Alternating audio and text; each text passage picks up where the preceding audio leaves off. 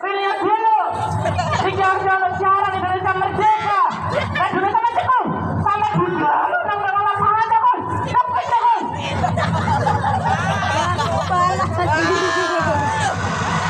Proklamasi kami bangsa Indonesia dengan ini menyatakan kemerdekaan Indonesia. Hal-hal yang mengenai pemindahan kekuasaan dan lain-lain diselenggarakan dengan cara saksama dan dalam tempo yang sesingkat-singkatnya. Jakarta, 17 Agustus 1945, atas nama bangsa Indonesia, Soekarno Hatta. Merdeka!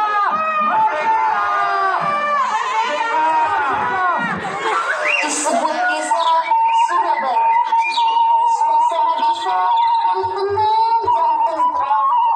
Warga desa sedang berbahagia, menikmati udara kebebasan, udara kemerdekaan.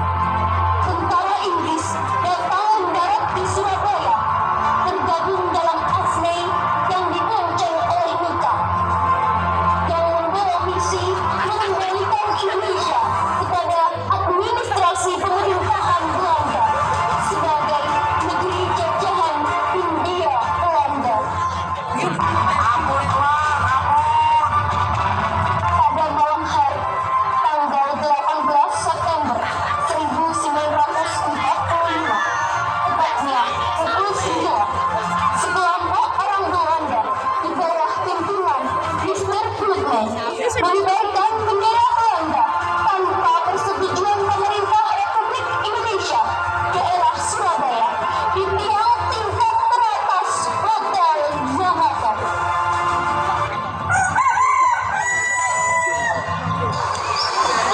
Keesokan harinya, para arek-arek arek-arek Surabaya melihat bendera Belanda berkibar di Hotel Yamato. Mereka pun geram karena mereka menganggap Belanda telah menghina kedaulatan Indonesia dan melecehkan gerakan pengibaran bendera merah putih yang sedang berlangsung di Surabaya dan di seluruh penjuru Nusantara.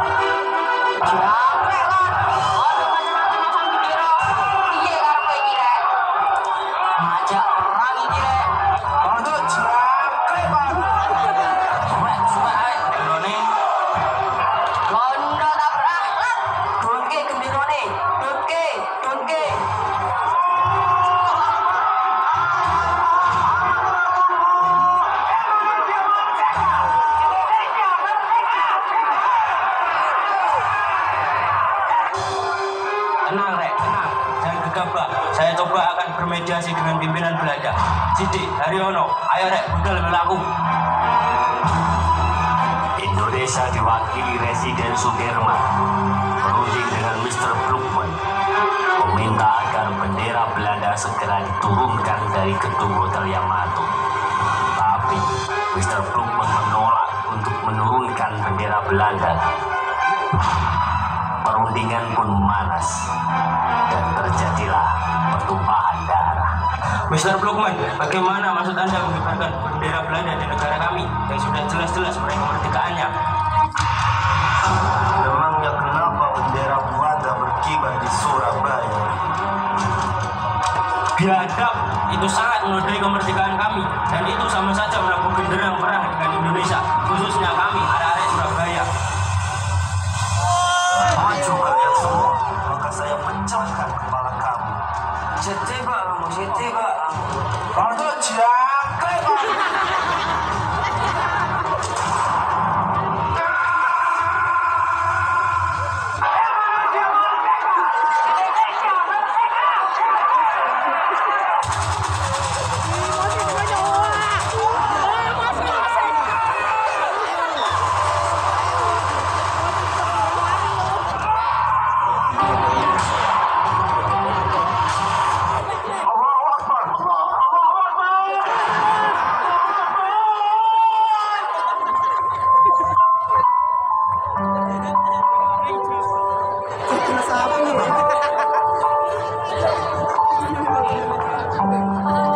Setelah peristiwa perobekan bendera Belanda di depan Hotel Yamato, bentrokan demi bentrokan bersenjata di Surabaya terjadi.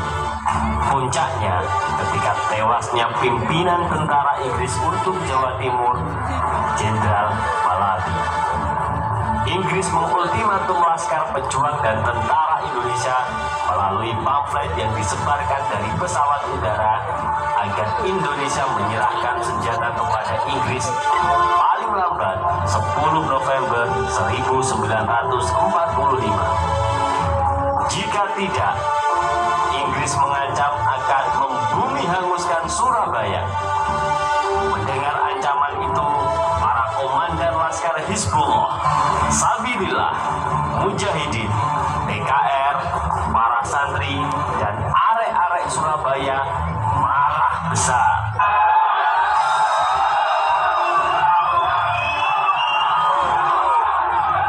Seorang pemuda bernama Sukoro atau yang dikenal dengan Bung Tomo soal kepada Hadratul Syekh Hasyim Asy'ari di Pondok Pesantren Tebu Ireng, Jombang. Ia meminta izin kepada Kiai Hasyim untuk menyiarkan dan menyebarluaskan resolusi jihad melalui radio. Bismillahirrahmanirrahim. Merdeka! Saudara-saudara, rakyat jelata di seluruh Indonesia, terutama saudara-saudara penduduk kota Surabaya, kita semuanya telah mengetahui bahwa hari ini tentara Inggris telah menyebarkan pamflet-pamflet yang memberikan suatu ancaman kepada kita semua. Kita diwajibkan untuk dalam waktu yang mereka tentukan menyerahkan senjata-senjata yang telah kita rebut daripada